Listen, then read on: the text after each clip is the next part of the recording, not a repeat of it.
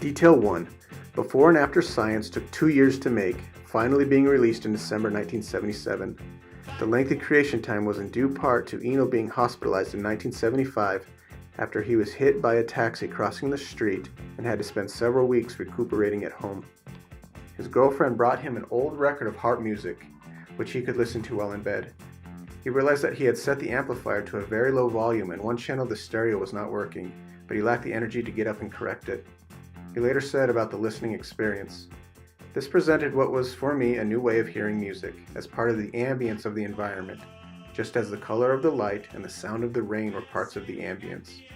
This led him to focus his musical energy into creating what he coined ambient music, which led to the ambient album releases of Discrete Music in November 1975 and Ambient 1, Music for Airports and Music for Films in 1978.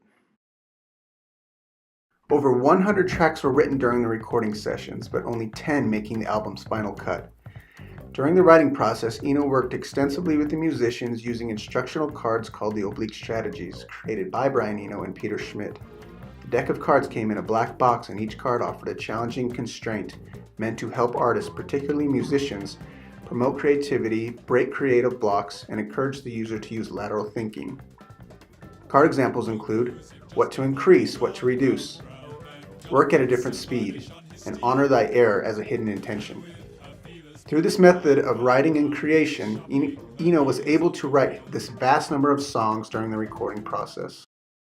Eno used many guest musicians from the UK and Germany in the creation of Before and After Science.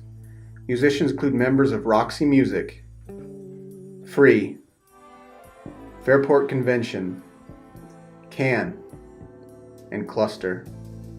Other contributing members were Phil Collins of Genesis, Robert Fripp of King Crimson, and Robert Wyatt, who went under the pseudonym of Shirley Williams and is credited on the album for Time and Brush Timbals.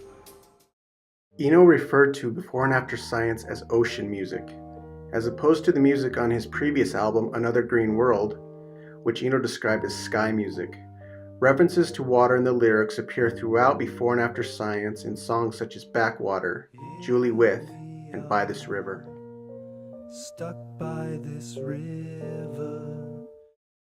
Before and After Science marks Eno's last rock album of the 70s as a solo artist, with all of his remaining albums of the decade showcasing more of Eno's avant-garde and ambient music, which was hinted on the second half of Before and After Science.